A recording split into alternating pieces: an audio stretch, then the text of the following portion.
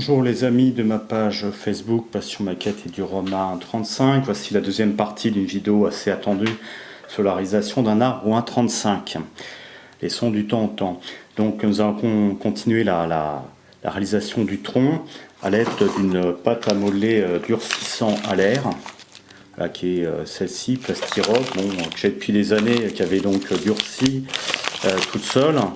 Donc la solution c'était donc découper des parties en cutter, de les remettre dans un récipient avec de l'eau, de leur diluer à nouveau pour pouvoir l'utiliser comme une pâte.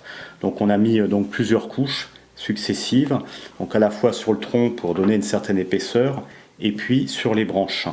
Bon, j'ai aussi un petit peu reponcé, on peut un petit peu retravailler la structure du tronc. Donc l'étape suivante consiste à peindre notre arbre, peindre le ton. Alors l'erreur à ne pas commettre, c'est utiliser des tons marrons et des tons uniformes. Il faut s'inspirer de la réalité, par exemple en prenant des photos avec des appareils numériques, des photos d'arbres réels, pour approcher la couleur, une couleur réaliste. Donc pas de marron pur, mais on va travailler avec un peu de marron, mais des tons gris ou des tons beige.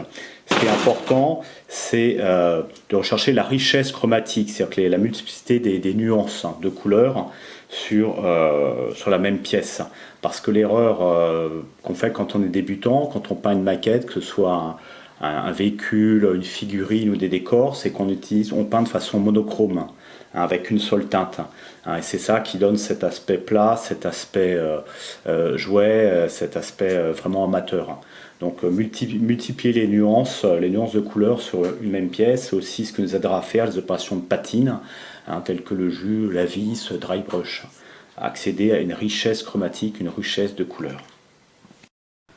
Donc premier point d'étape de peinture à l'aide essentiellement de deux couleurs, donc Flat Brown XF10 Tamiya et Neutral Grey XF53. On s'est fait un premier mélange, donc mélange de marron et de gris, qui correspond à peu près à la couleur naturelle des branchages, qui peut être aussi une couche, une source d'inspiration.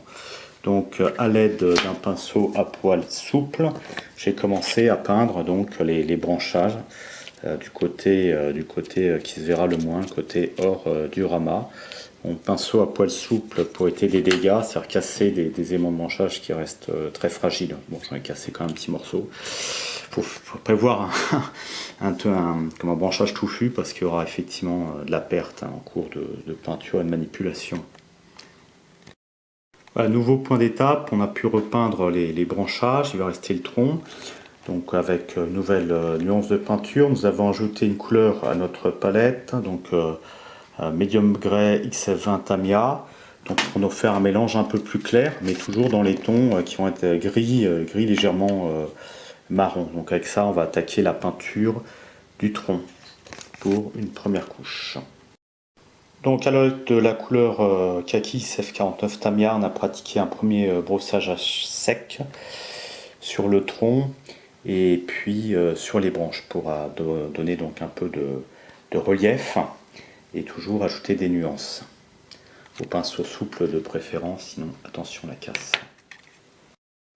Donc nous allons procéder à un second dry brush, après le dry brush en XF49. Nous allons utiliser cette couleur Tamiya Deck Tan, toujours à partir du même mélange de base. Donc là, comme il s'agit d'éviter de casser des pièces, le dry brush ne sera pas la peinture sèche, mais plutôt la peinture plus fluide.